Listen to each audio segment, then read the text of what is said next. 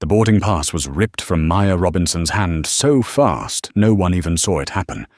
The paper tore with a dry, violent hiss before Laura Whitman split it cleanly in two, the sound sharp and cold like a blade slicing through air. "People like you," Laura said, her voice, quiet but edged enough to cut across the entire cabin, "never belong here." The words fell like a sentence, an unfounded condemnation delivered by someone who believed the authority of her uniform gave her the right to humiliate anyone who didn't fit in the seats behind that luxurious curtain. The camera of imagination pulls back, the sound compresses, cold light settles on Maya's face. A 34-year-old woman, CEO of a multi-billion-dollar tech empire, though no one knew it, because today she chose silence, chose a simple black sweater, chose to keep secret the fact that she had just inherited 62% of Solaris Air from her late grandmother civil rights icon, Evelyn Robinson. Maya didn't speak, didn't react. She simply stared at the empty space where the paper had been, as if recording every detail with a steel trap memory. She'd seen this before, lived in it, logged it all her life, and she knew every major war begins with a moment that looks small. Laura leaned in close, the scent of mint gum washing over Maya's face. People around them began to turn, some frowning, some looking away, others gazing at Maya, as if her quiet restraint was the real problem. Laura pressed her voice harder. "Did you hear me? This is the business cabin. You're in the wrong place." In Laura's mind, the scene was crystal clear. A black woman, dressed simply calm to the point of suspicion. There was no way she could be a premium passenger. No way she could afford this cabin. No way she belonged in a world Laura believed she controlled. What Laura didn't know was that she had just crossed the wrong person in a way that would shake the entire airline. Moments before the boarding pass was torn, Maya had already sensed something was off the way. Laura's eyes flicked across the cabin, choosing who deserved a warm smile and who only got an empty stare. The cuts were small, but sharp. A soft blanket for the white man, a warm greeting for the blonde couple, and when she reached Maya, only a stiff nod and a strained, guarded smirk. The camera shifts to Maya's seat, blue light from the window, brushing her hair, her eyes calm and deep. Beneath that calm wasn't anger, but quiet observation, the marking of details, the data gathering of a highly trained system, logging every wrongful action. She knew why she was on this flight. Her lawyer required her to experience Solaris Air as an ordinary passenger before signing the paperwork to take full ownership. She didn't expect the test to begin this quickly. Laura kept going, her words sharp enough to bruise. "Let me make something clear," she said, practically pushing each syllable into Maya's face. "The person who sits here is someone who empowers this airline, someone who contributes, someone with elite flying history." "You," she scoffed, "look out of place." It was a verbal slap, a stomp on dignity. A few passengers showed discomfort, but no one spoke. Silence is easier. Injustice becomes so common, people start to think it's normal. Only Harold Jenkins, a 72-year-old black man, standing a few feet away, frowned. His eyes met Maya's with quiet recognition. He had lived through an entire generation of invisible barriers designed to remind him he didn't belong. Maya inhaled slowly, not out of fear, but to restrain the instinct to fire back. Her grandmother's voice echoed in her mind. "In moments like these, you hold on to every drop of calm. Truth burns brighter when you don't forget who you are." Maya remembered, and she held steady. Laura raised her radio, stepped slightly aside, and spoke loudly, intentionally. "We have a non-compliant passenger in business class," requesting verification to avoid a disruptive situation. The word non-compliant cut deep. Some passengers turned again, half curious, half judging. Maya lifted her chin, exhaled softly. She wasn't shaken, only disappointed. Not disappointed by the insult, but by how little Laura knew, how unaware she was of who Maya truly was, who held actual power at Solaris Air, and what was about to happen to her, to that uniform, to the system that allowed her behavior. The camera cuts close to Maya's face. Her eyes darken, not with anger, but with absolute clarity. This was the moment her grandmother had spent a lifetime preparing her for. Laura returned and tossed the remaining scraps of the boarding pass into Maya's lap. "You can leave, or I'll have security take you off. Your choice." The final words dropped like a slamming door. Air tightened. A small beep from the overhead speaker flickered like a spark. The camera sweeps quickly, Harold gripping the seat back, Eleanor pulling her son closer, in confusion, Robert Kingsley leaning back with arms crossed, entertained. At the center of it all, Maya sat straight, gaze unwavering. She picked up the 2 torn pieces from her lap and smoothed them with fingers trembling faintly from adrenaline. Then Maya spoke for the first time since the humiliation began. "I'll go. But before I do, you need to know one thing." Her voice wasn't loud or sharp, but each word fell like cold-forged metal. "I'm not in the wrong place." The cabin grew so silent it felt airless. Maya continued. "In fact, everything happening here is exactly the right place at exactly the right time. Because today, it's all of you who are being tested." Laura's face tightened in confusion. Maya stood posture straight, controlled, radiating quiet power. The front door of the aircraft opened as security entered, and Maya added just 2 words low, but resonant like prophecy. "Wrong person." The wrong person indeed. Wrong in a way that would unravel everything Laura knew. Wrong in a way that would shake Solaris Air to its foundation.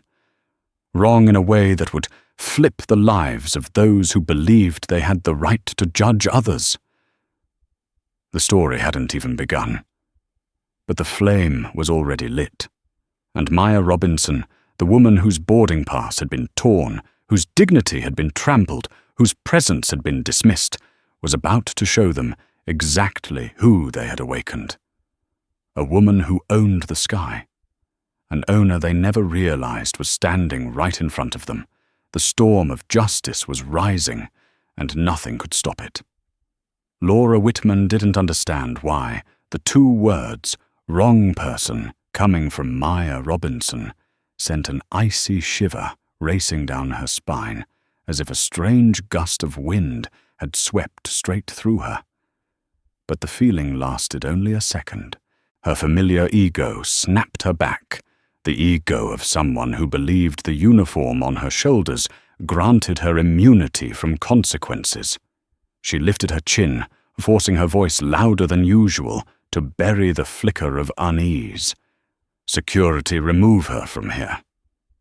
2 security officers stepped forward, 1 male, 1 female. The cabin lights caught the badges on their shoulders, reflecting the cold, rigid lines of people trained to act without asking questions. Every gaze in the cabin locked on to Maya, but Maya stood still, not flinching, not folding. Her calm was so firm it made even the silent supporters, the ones too scared to intervene, feel their hearts slow for a beat. The imagined camera closed in on her face, cold, steady, unshaken. She knew. She knew exactly what this moment was, the moment the system believed it could crush her, the moment that would determine the fate of those arrogant enough to think they had the right to decide someone's place based on skin color and clothing. Harold Jenkins rose. His eyes trembled with anger, but his voice stayed solid. She didn't do anything wrong. "You're treating her unfairly." Laura snapped around, repeating the line that always made the air turn thick and sour. "Sit down. People like you don't get involved in things that don't concern you." That phrase, "people like you," dropped like a heavy black stone. It revealed everything she thought, but tried to hide. Elena Morales clutched her son tighter. Several white passengers flushed red with shame. Robert Kingsley smirked, entertained as if watching a stage play. What era are we in? If she doesn't have a valid ticket, what is there to argue about? The air dipped not into peace, but into a toxic tension. Maya looked at Harold, eyes filled with gratitude and resolve. Those eyes said she was ready to stand alone if she had to. Standing beside someone was welcome, but standing alone was something she could do without hesitation. She turned back to Laura, her tone low, but razor sharp. "You really believe I don't belong in this cabin?" Laura let out a thin laugh. "I know you don't belong here." That sentence flipped a switch in Maya's mind, not a switch of anger, but one of documentation. Every action, every word, every second was being logged. She was building a complete record not to strike back personally, but to expose an entire system rotting from the inside. Maya looked at the officers. "I'll go. But let's make one thing clear. I'm not leaving because I'm wrong. I'm leaving because you're trying to protect your own wrong." No one answered, but the silence felt different now, like something was beginning to slip out of their control. The camera shifts. Maya walked slowly down the business cabin aisle. Every pair of eyes followed her. Some pitying, some annoyed, some ashamed. She focused only on her breath, her heartbeat, the soft thud of her steps against the carpet. 3 steps before the exit, she felt it a shift. Something small, subtle but strong enough for sensitive people to sense. That shift came from under Laura's skin. A kind of fear. A fear of being exposed that she hadn't yet recognized. Then, just as Maya reached the aircraft doorway, her phone vibrated once sharp and clear. She knew who it was. Not family. Not an assistant. Not her lawyer. It was the signal used exclusively by Solaris Air's legal office for the owner. A signal reserved for matters of highest priority. She stopped. She didn't turn back. She didn't look at Laura. She held the phone to her ear, knowing the cabin was so silent everyone could hear every breath. The voice on the other end was precise, steady, fully legitimate. "Dr. Robinson, we have completed document verification. Ownership of 62% of Solaris Air has been registered in the system. You are now the majority owner, the controlling owner of the entire company." Silence tore through the cabin like fabric ripping apart.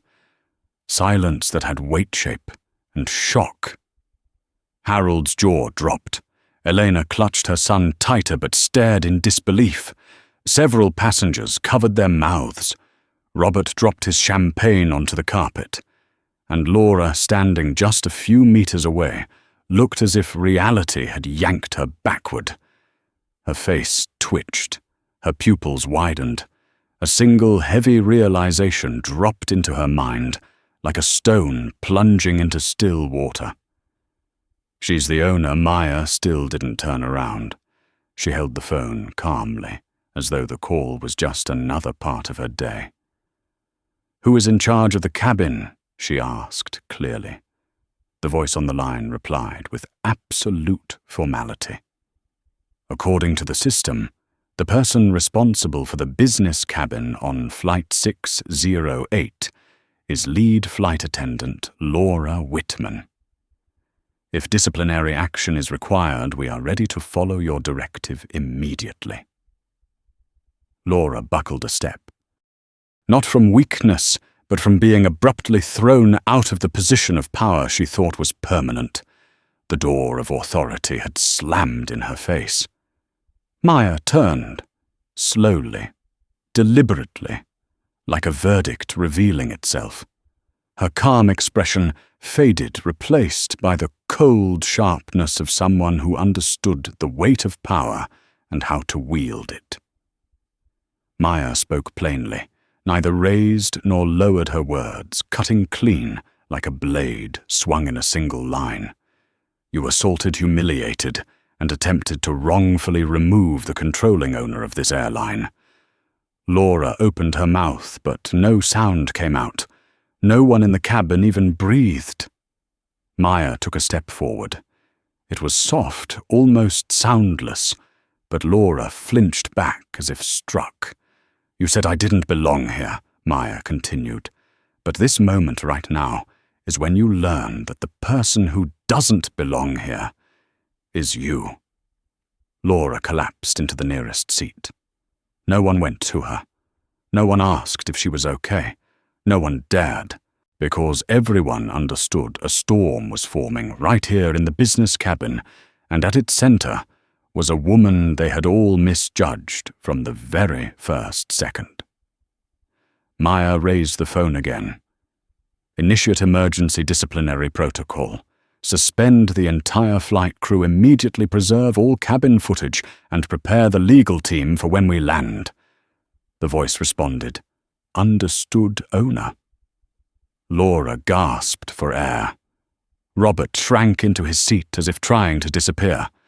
Elena cried softly in relief. Harold pressed a hand to his chest as if witnessing history shift in front of his eyes. Maya swept her gaze across the cabin, a quiet gaze sharp as a blade, and she delivered one sentence that sealed the room into stunned silence. Continue the flight. No one objected, because in that moment, everyone understood they were no longer standing before a passenger. They were standing before the owner of the sky, and the tribunal of justice began right there. Laura Whitman tried to swallow the chaotic breaths rising up her throat, but the harder she tried, the more her heartbeat spiraled out of control, like a small animal slamming against her rib cage, trying to escape. The entire business cabin was drowned in a strange silence, not peaceful, but the kind of silence that follows after watching power flip in a single instant. A shift too sharp, too sudden, leaving everyone struggling to understand what they had just witnessed. Maya Robinson stood in the aisle, not angry, not agitated, not forcing strength. She was strength in its purest form, quiet, cold, absolutely controlled. The imagined camera changed angles, gliding from Maya's simple black shoes up to her eyes, the eyes locked on Laura, with a gaze that forced people to confront the truth they spent their lives avoiding. Most people aren't afraid of power. They are afraid of silent power. And Maya was exactly that. Laura tried to stand, tried to stitch together the scraps of authority left in her voice. I didn't know who you were. I was just following procedure.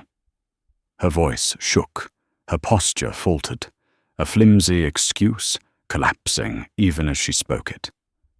Maya tilted her head slightly, her eyes narrowing, as if analyzing every micro-expression on Laura's face.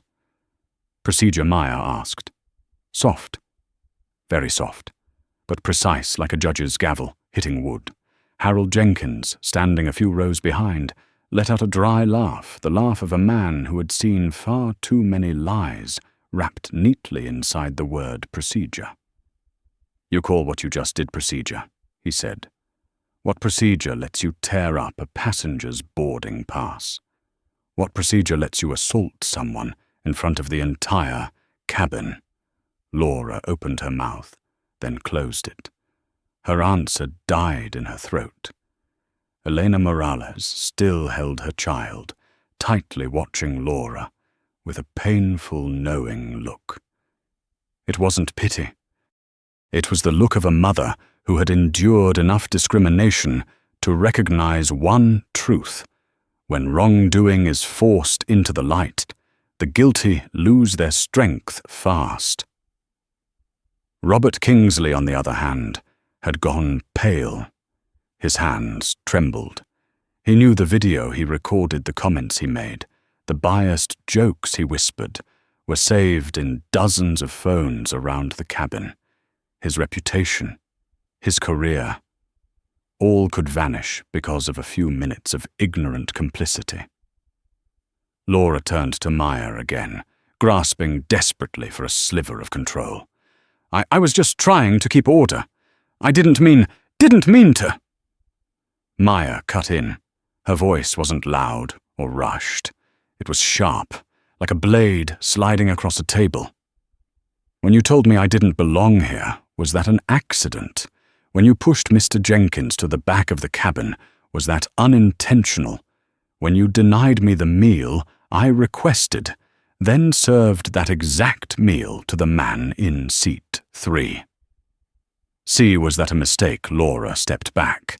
Her hands trembled so hard she had to grip the nearest seat for balance. Maya stepped closer. Not threatening, not overpowering, just close enough for Laura to feel the undeniable truth that real power doesn't need volume. "Do you know what I hate most?" Laura Maya asked. "I hate when people hide behind the word procedure to justify the ugly things they allow themselves to do." Laura wanted to argue, but her throat was dry. Her mind was tangled between fear and denial. And that was when Maya's phone buzzed a second time. Not a long call, just a message lighting up the screen, a single line of text that shifted the atmosphere in the cabin again. "Cabin video has been secured, ready to transfer to the Federal Bureau of Investigation per owner request." Owner. The two-letter word detonated in the silence. Laura choked out "Owner FBI," what Maya didn't look at the message anymore. She looked only at Laura. Her eyes were deep calm and unforgiving. "You want to know who I am?" Maya said. "Fine." The whole cabin leaned forward subconsciously. The tension sharpened. No one exhaled. Maya didn't need to stand taller. She only needed to stand true. "I am the person you just tried to remove from this aircraft," Maya said. "I am the person this system thought it could humiliate without consequence. I am the person you believed had no right to step into business class." She paused. 1 beat. 2. "And I am the person who signs your termination." The invisible blow hit Laura so hard, she staggered backward as if slapped. Someone in the back gasped. Elena covered her mouth, tears in her eyes. Harold nodded slowly, pride glowing behind his sadness. Robert lowered his head, his hands shaking uncontrollably. Maya spoke again, her voice low but sharp as forged steel. "You didn't just insult me. You insulted everyone who has ever been told they don't belong here." Laura collapsed into the nearest seat. She wasn't standing anymore. She couldn't, but Maya wasn't finished. The camera zoomed in. The cabin lights reflected in her eyes, making them look sharp enough to slice through every layer of pretense in the room. "This flight will continue," Maya said. "But from this moment on, everything has changed. No one argued. No one moved. Because every passenger felt the truth settle in their bones. This wasn't simply the story of a woman who was mistreated. This was the story of a system being exposed. A system cracking open at 30,000 feet, not through shouting, but through silence sharp enough to cut. And this earthquake had only just begun. The engines rumbled beneath the aircraft like a roar being forced down to its lowest register. The air in the business cabin was dense, heavy enough that a single deep breath felt like it could shatter it. Maya Robinson stood in the aisle, a still point in the center of a storm. And Laura Whitman trembled uncontrollably, like someone who had just awakened in a room where the overhead light had been switched on, exposing every corner she once used to hide. But that fragile moment between chaos and stillness was cut clean by a sharp, cold beep from the cabin speakers. One sound, brief and slicing, landing precisely at the moment Laura believed she had reached the bottom of her mistakes. Then a stern voice came from the flight deck. "Let Attendant Whitman report immediately to the interphone." It was no longer the voice of a man simply commanding an aircraft. It was the voice of someone who understood that the power dynamic on this plane had shifted, and who now faced a choice: resist the truth or stand on the side of it. Laura cast a desperate glance at Maya. But Maya wasn't looking at her. She was staring forward, her gaze cutting through layers of metal fabric and suffocating silence inside the Boeing 787, reaching towards the justice she knew was inevitable. Laura staggered toward the interphone. Each step felt like trudging through mud. Passengers watched her, their eyes a mixture of accusation and fear. Laura lifted the handset. Attendant Whitman reporting. The cabin went dead still. Then Captain Dalton's voice came through, no longer polite, no longer protective, but the voice of a man who had just reviewed the entire sequence recorded by the cabin cameras. "I need you to explain why the owner of this airline is being treated as a disruptive passenger." The words pierced the cabin. Several people gasped. Robert Kingsley dropped something metallic onto the floor. Elena clutched her child even closer, her expression snapping into clarity, as if waking from a nightmare. Harold stood upright, his hands shaking, but his eyes bright with the kind of vindication he had waited decades to see. And Laura, her entire body froze. Her shoulders curled inward. Her eyes widened until the whites showed. "Oh, owner." She looked at Maya as if seeing an undeniable truth for the very first time, the truth she had trampled on, torn up, insulted, and tried to expel from the cabin. Captain Dalton continued, his tone sharp and compressed like a drawn blade. "You tore Dr. Robinson's boarding pass. You insulted her. You assaulted her. And you deliberately misreported a security procedure. Every action has been recorded. This wasn't questioning. It was a verdict. A delivered sentence." Laura's mouth opened, but no sound came out. Maya stepped forward, slow and measured. Not victorious, not smug, simply carrying the precise presence of someone who understood justice and knew exactly when to let it speak. Laura lowered the interphone. Her hands trembled so violently she almost dropped it. "Dr. Robinson," she whispered, almost pleading. "I didn't know, I mean, no need to explain," Maya said, cutting her off. "Not cold, not cruel, just final. You didn't act because you lacked information. You acted because of prejudice. Everyone here saw it." The imagined camera swept across the faces staring at Laura. Outrage, contempt, disappointment, and hurt. Elena began to cry, not from fear, but from relief. Even her child grew quiet, sensing the shift in the air. Harold stepped forward to stand beside Maya. He didn't speak. He didn't need to. His presence alone was a living testimony to a lifetime of injustice endured. This moment was bigger than Laura, bigger than Maya, bigger than Solaris Air. It was a moment of history, the kind where light shines directly into a darkness that believed it would never be exposed. Captain Dalton called again. "Doctor."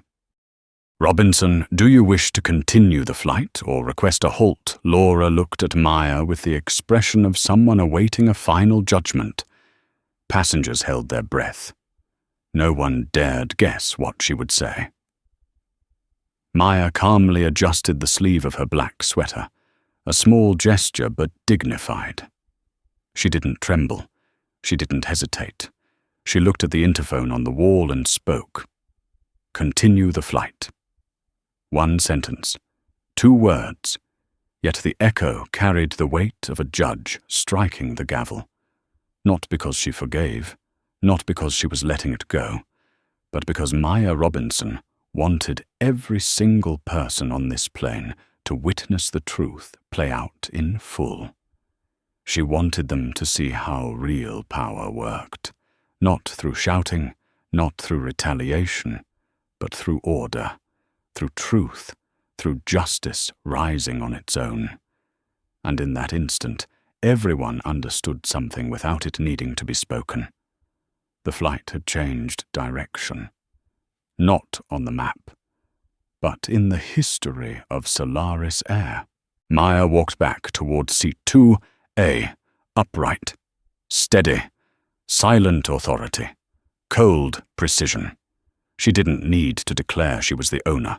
She didn't need to flaunt her power. She only needed to exist. Because from the moment her boarding pass was torn, everything had already begun to shift, and the next chapter of this story would cut even deeper. Laura Whitman stood frozen in the aisle, as if the ground beneath her had just been pulled away. But her collapse was only beginning. The air in the business cabin thickened, moving slowly like molten resin. Every pair of eyes, from silent strangers to those who had witnessed everything, was locked on Maya Robinson. Not because they feared her, but because they realized something far more powerful than fear was happening. The truth was changing colors right before their eyes.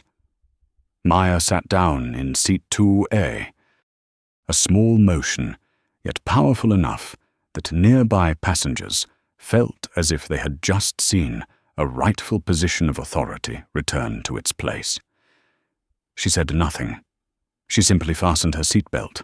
A small action, but heavy enough to feel like the opening period of a long indictment. Laura stepped back, gripping a seat to keep herself upright. Her pale skin seemed drained of blood. Moments ago, each step she took carried the confidence of someone who controlled the entire cabin.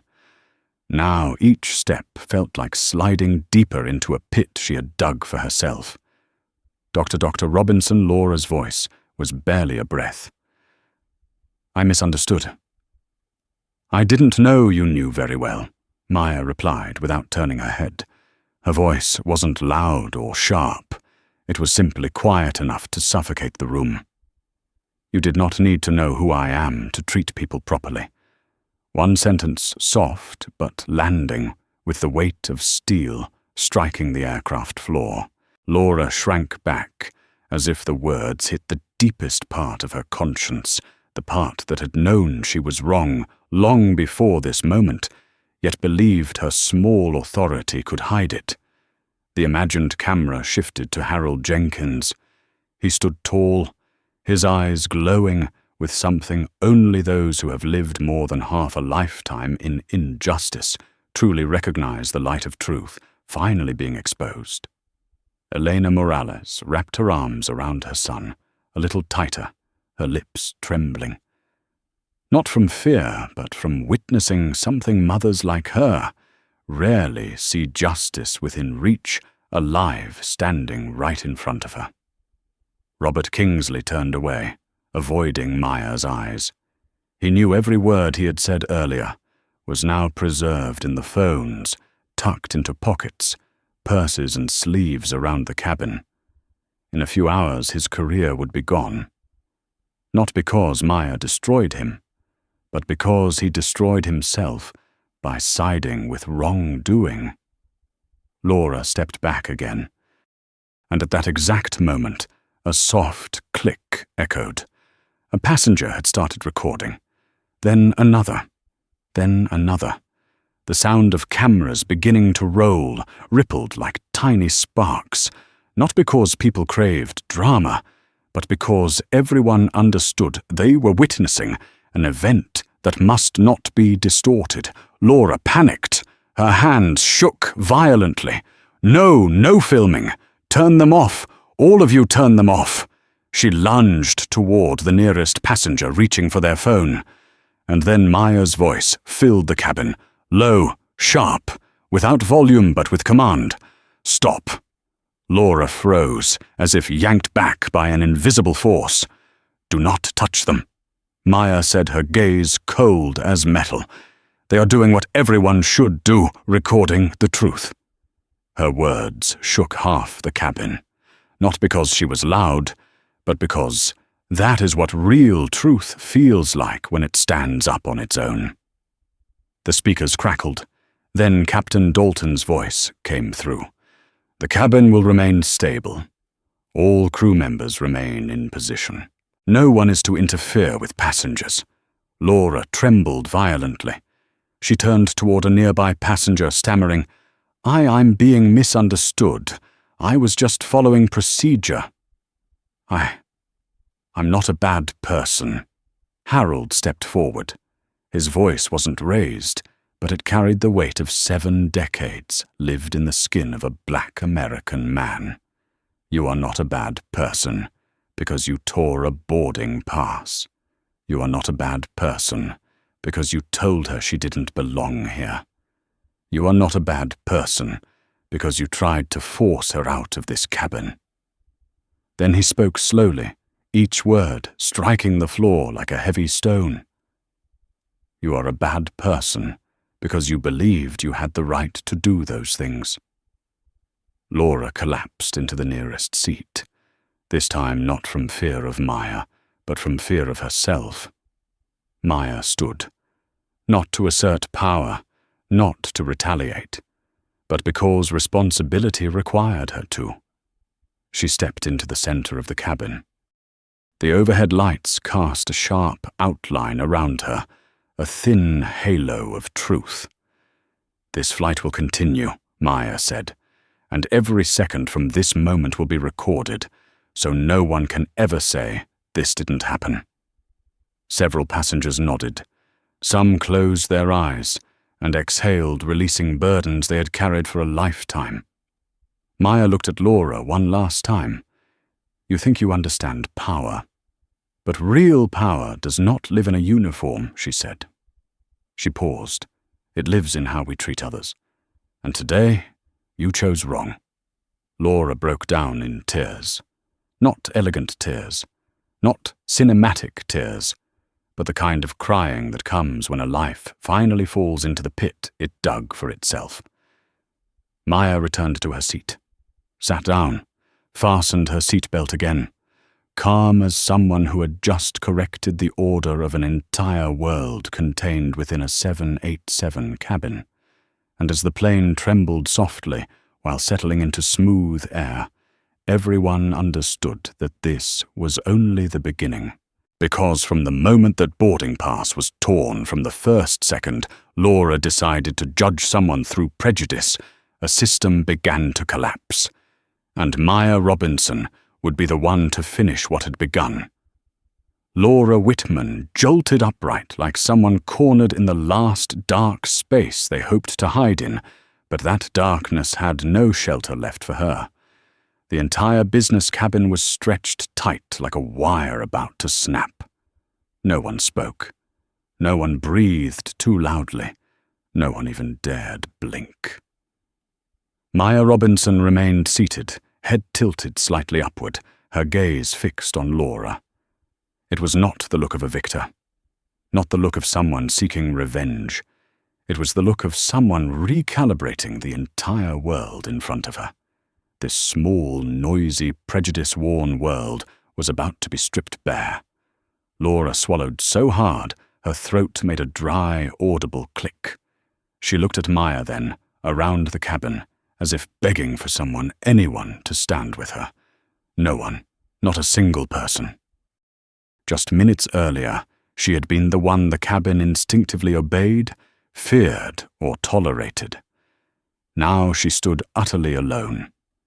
Elena Morales watched her, with the gaze every mother recognizes, the gaze of someone who has endured her own injustices and is now witnessing the person responsible confront the consequences. Harold Jenkins did not move, did not smile, did not speak.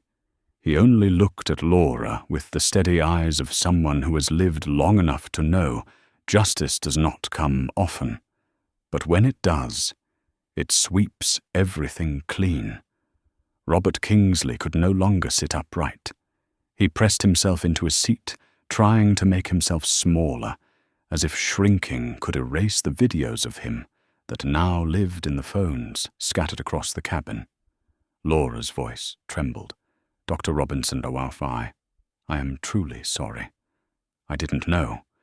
If I had known you were, that is exactly the problem." Maya cut her off.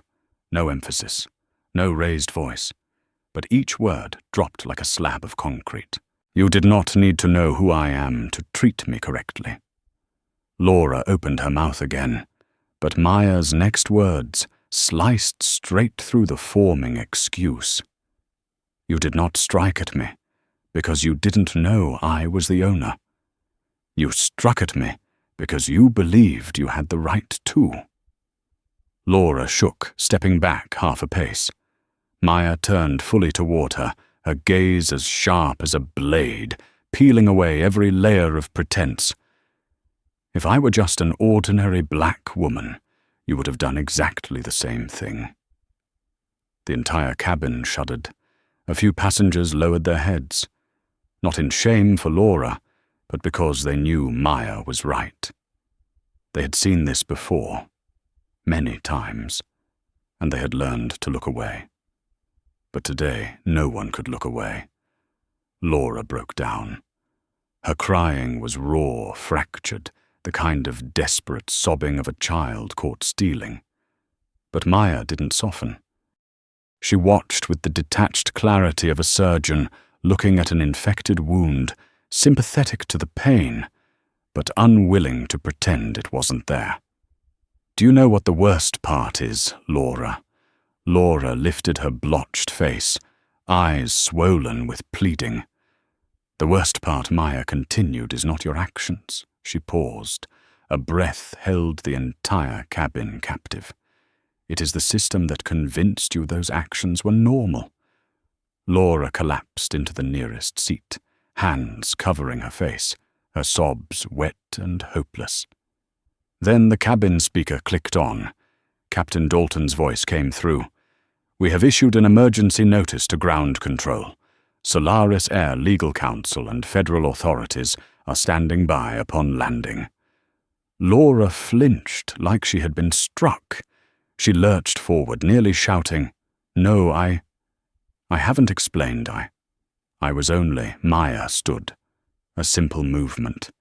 Yet it silenced Laura instantly, as if someone had clamped a hand over her throat.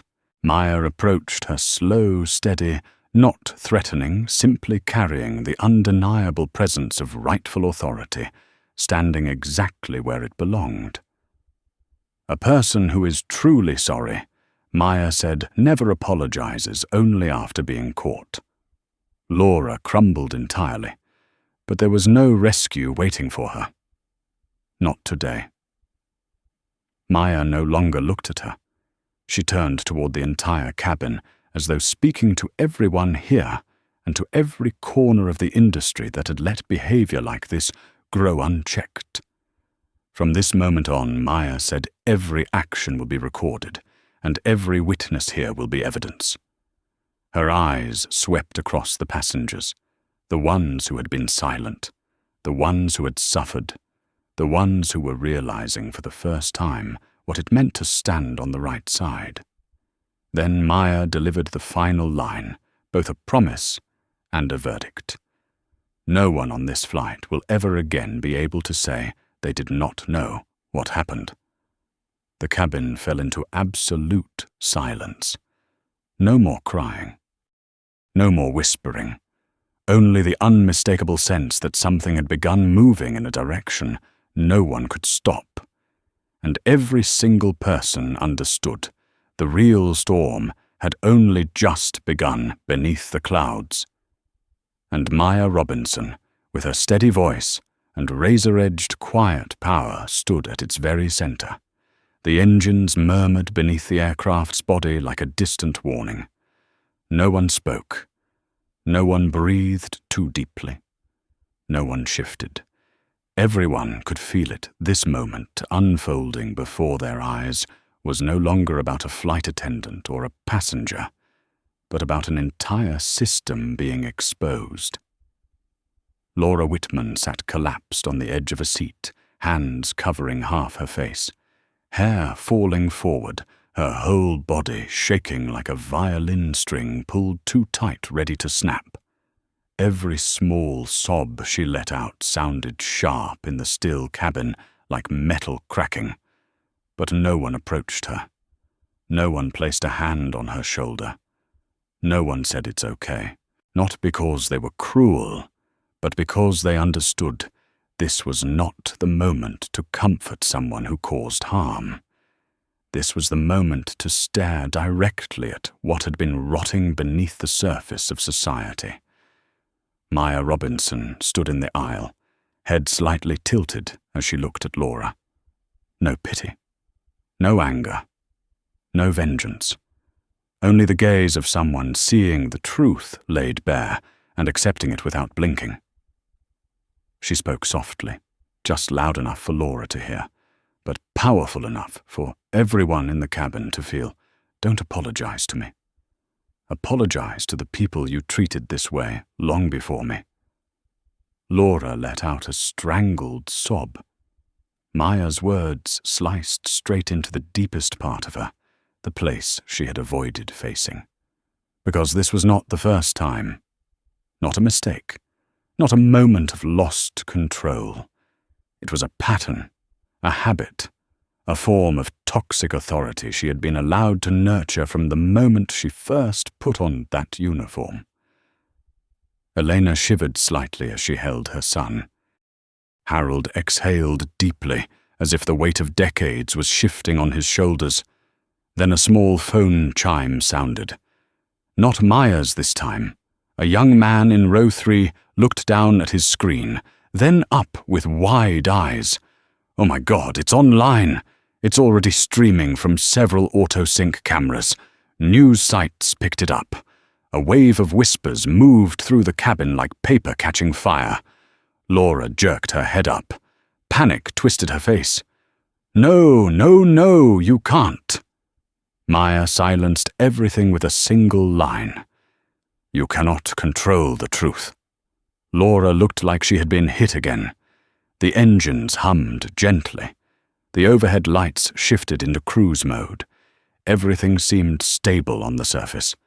But inside the cabin, an earthquake had just erupted, and no one had yet processed the full impact. A junior attendant peeked from the rear galley, pale, too afraid to step into the cabin, as if entering would pull her straight into the storm's center. Then Captain Dalton's voice came through the speakers. His tone was deep calm, but carried a pressure anyone experienced with internal investigations or aviation incidents would recognize instantly, the tone of a man trying to contain a disaster in the making. "Ladies and gentlemen," his voice steady, "we have contacted legal authorities. Company representatives are waiting at John F. Kennedy International Airport, along with federal agencies. Passengers are advised to keep their videos and not delete anything, as they will be needed for the investigation." Laura bit her lip so hard she drew blood. She looked around desperately. "Please, please don't send those videos." "I will lose everything." Maya turned, looking directly at her for the first time at close range. She didn't bend down.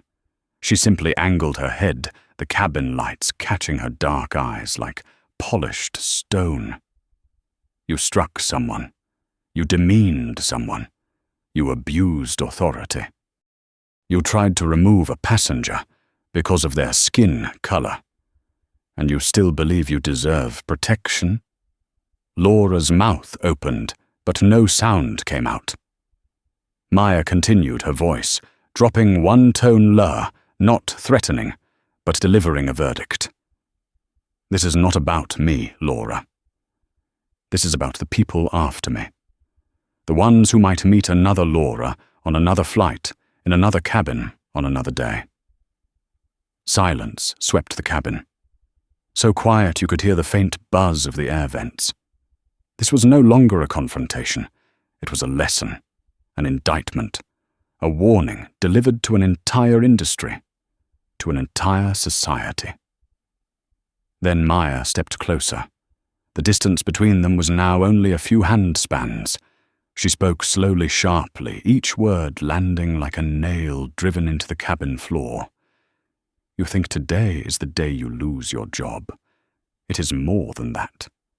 This is the day you are forced to see yourself, not through your uniform, not through your authority, but through your actions. Laura broke into messy, uncontrolled sobs, but her tears did not soften the room. No one came to hold her.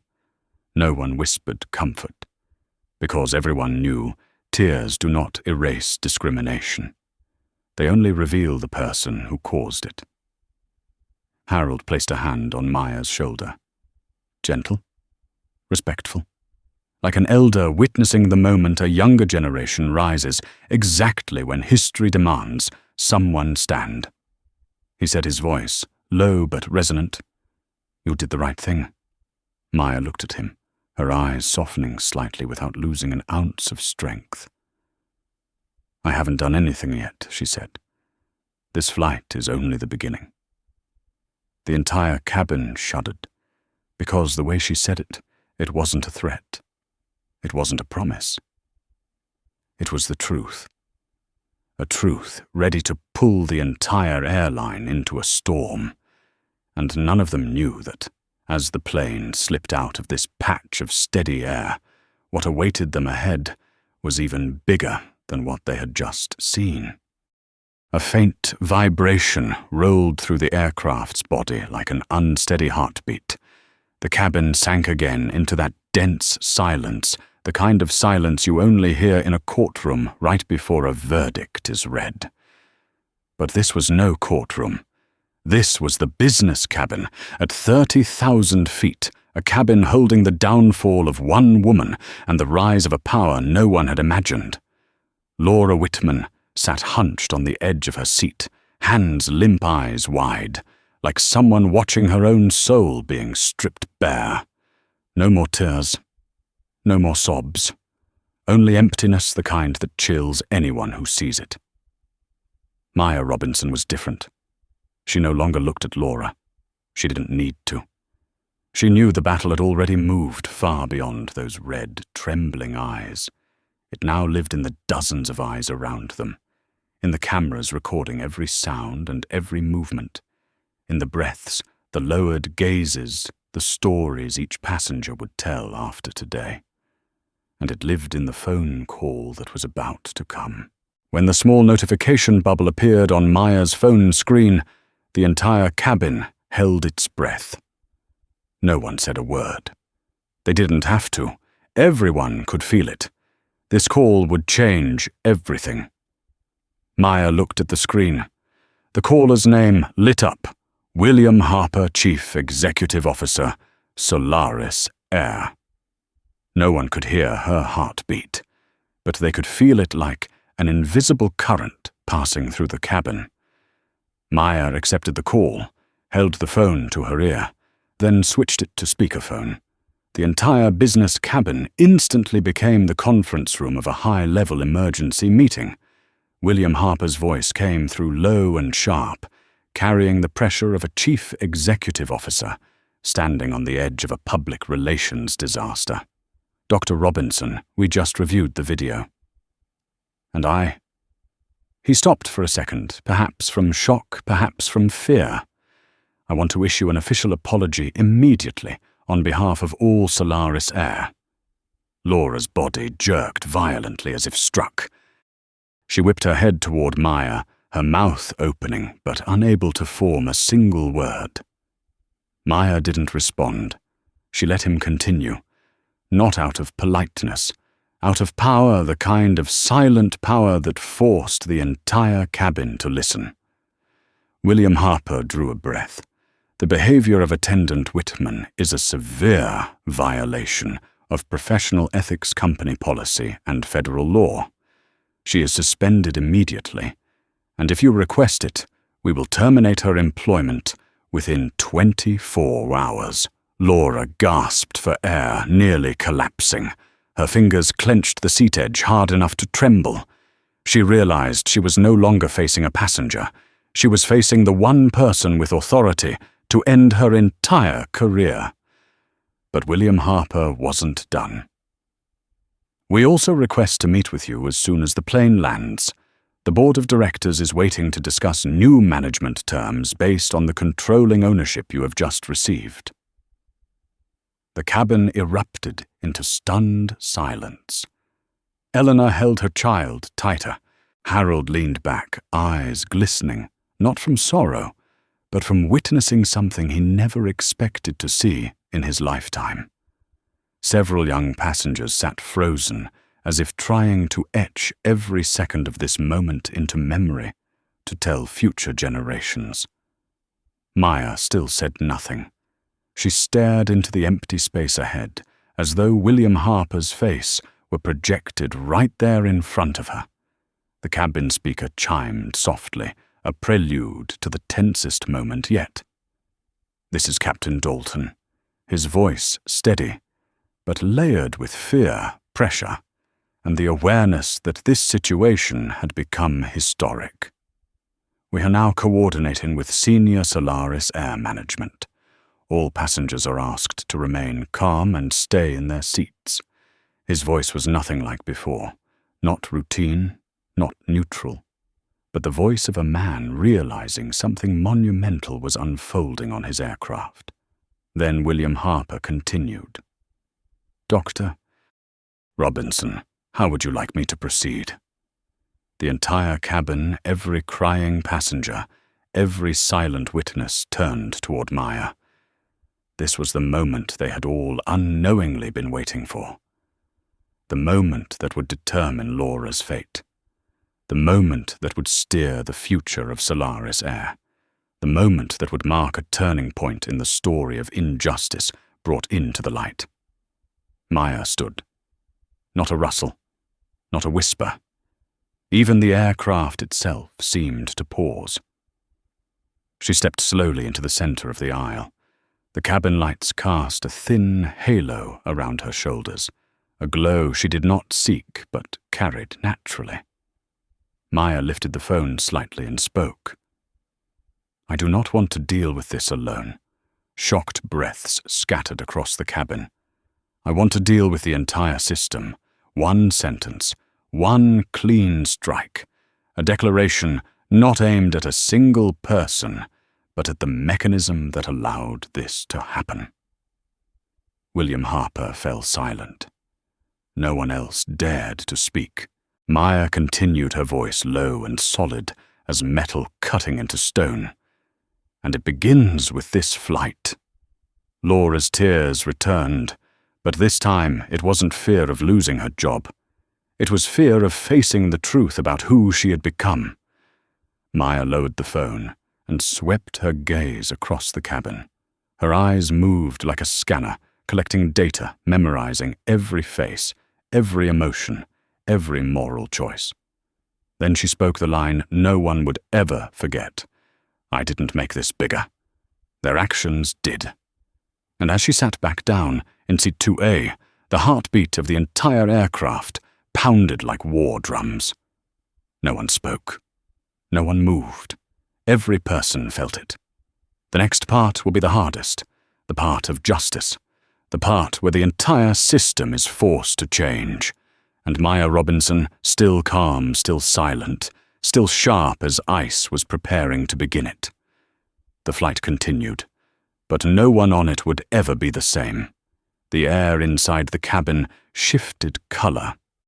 Not the color of light, but the color of truth, tightening around every person inside it. An invisible pressure, heavy as doubled gravity, pressed down on them all. Laura Whitman kept her head, bowed hands, gripping the seat as if trying to hold on to a life slipping out of her grasp. but that life had never belonged to her the way she believed. Meanwhile, Maya Robinson sat upright in seat 2, her eyes still and unmoving, like the calm center of a storm without wind. Outside, the sky drifted in dark purples.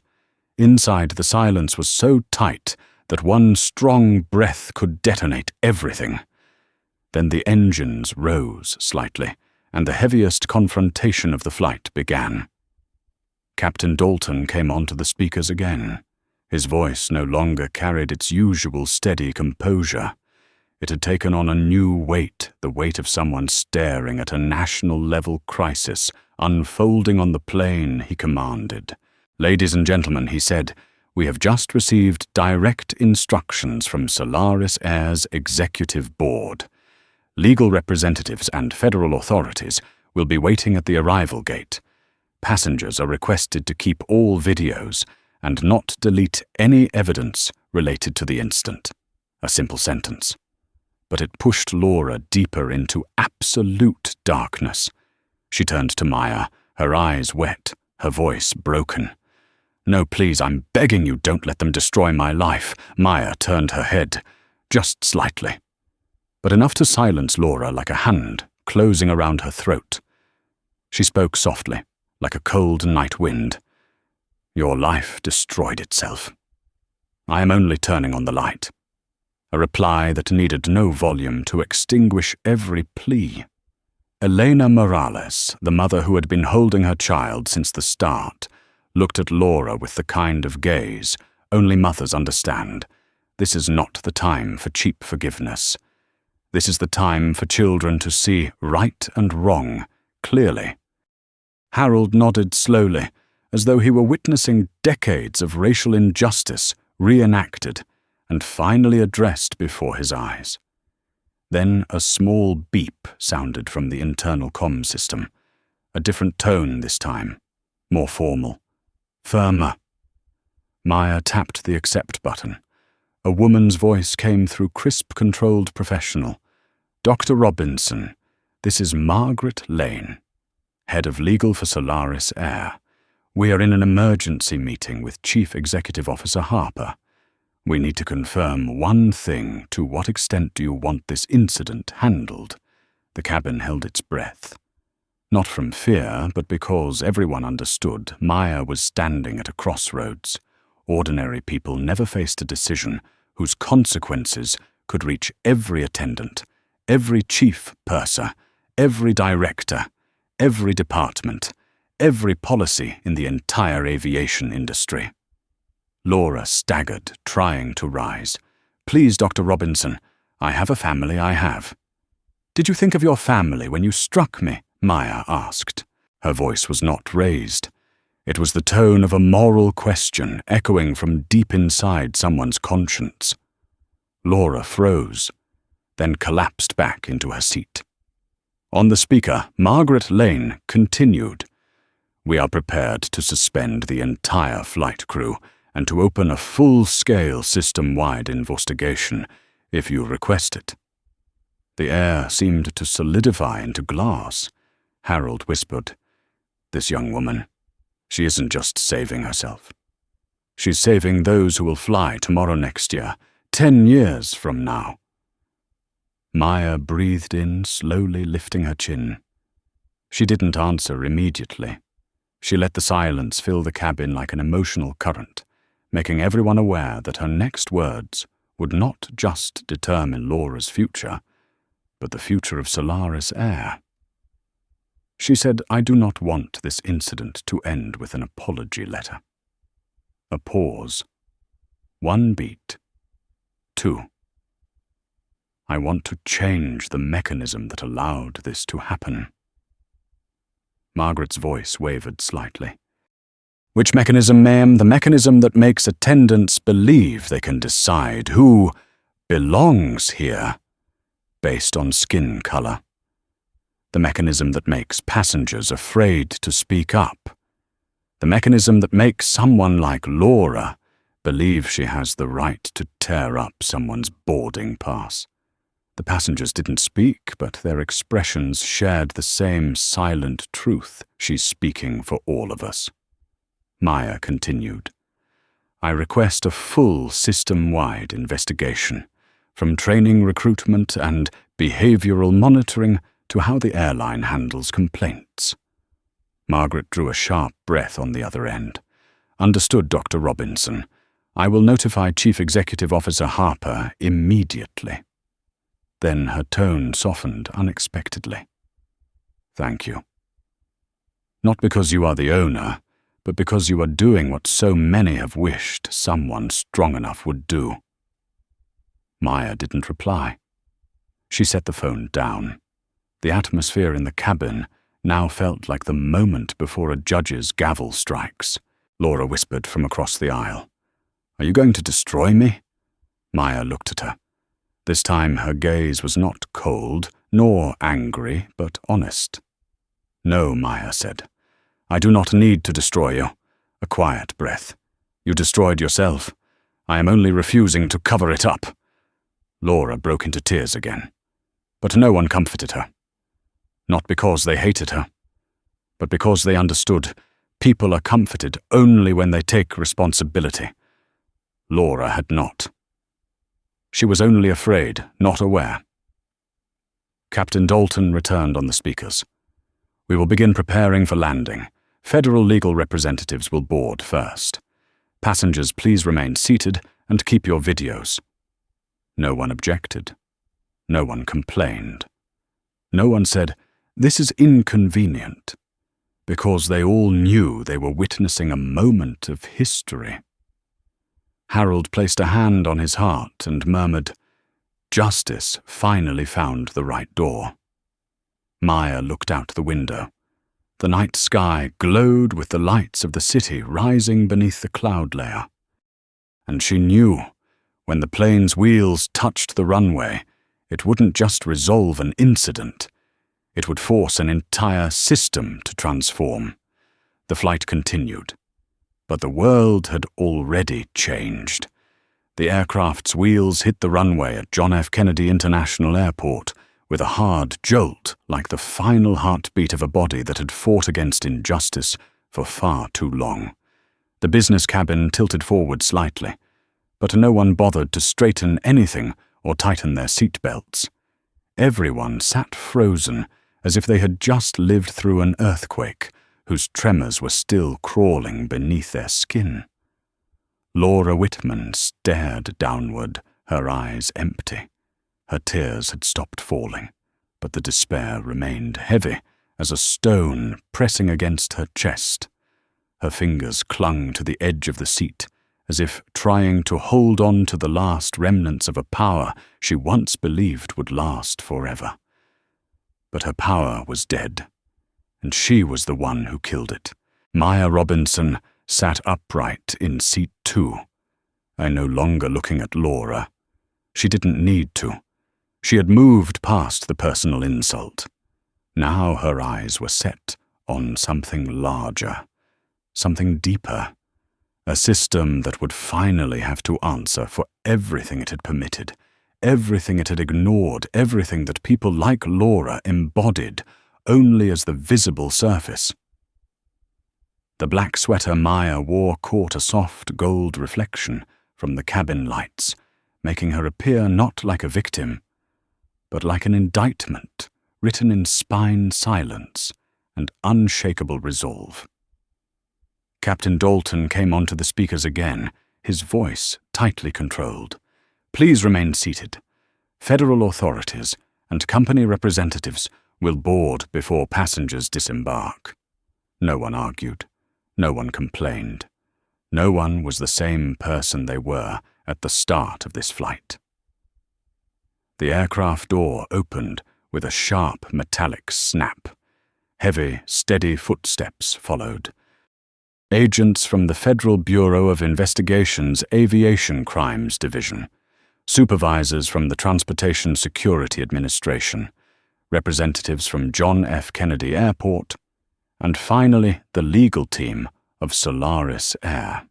They entered the cabin with the demeanor of people who had seen enough evidence to know they no longer had the authority to question what happened. They were not here to investigate what occurred. They were here to acknowledge a fact. Every second had already been recorded from start to finish. Margaret Lane, head of legal for Solaris Air, stepped forward to Maya. Straight posture, serious expression, respectful. A person fully aware she was standing before the new controlling owner of the entire corporation.